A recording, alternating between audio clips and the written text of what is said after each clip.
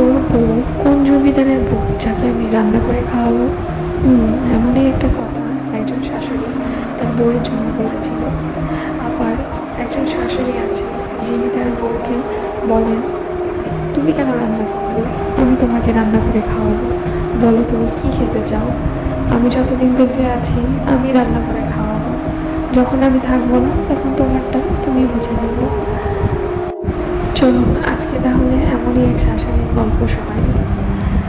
তিনি হচ্ছেন আর কেউ না, আমার মেজ বোনের শাশুড়ি।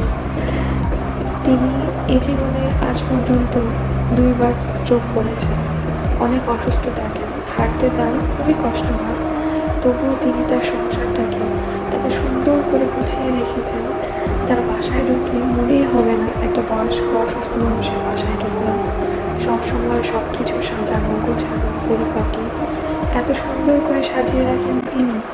আর সবচেয়ে মজার বিষয় হলো যে তার কাছে সব রকমের স্মৃতি আপনি খুঁজে পাবেন।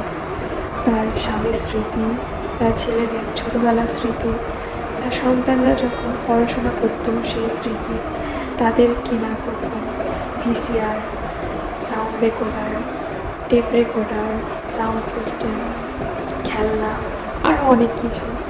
এমনকি তিনি তার স্বামীর অ্যাশট্রেটাকেও পর্যন্ত খুব সুন্দর করে রং করে যত্ন করে রেখে দিয়েছেন। হয়তো এই বাসাটা দেখার পরে এটাই ভাবছেন যে বাসাটা কতটা পুরনো। আসলে বাসাটা কিন্তু অনেক পুরনো, তার চেয়ে পুরনো এই বাসার স্মৃতি।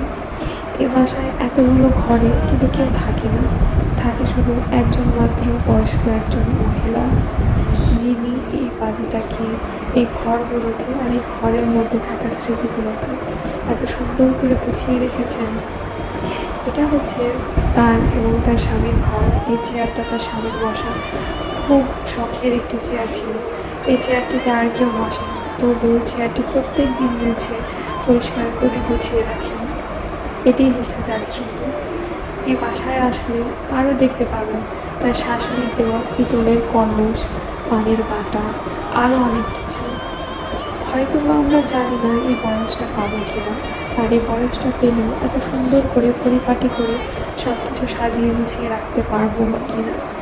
আসলে আমাদের কিছু কিছু আত্মীয় স্বজন, বয়স্ক চাচি, দাদি, এদের কাছ থেকে শেখা উচিত কীভাবে পুরনো স্মৃতিকে আগলে ধরে রাখা যায়, কীভাবে পুরনো স্মৃতিকে বারবার তুলে ধরে মনে করে দিয়ে যায় একসময় এই মানুষগুলো ছিল।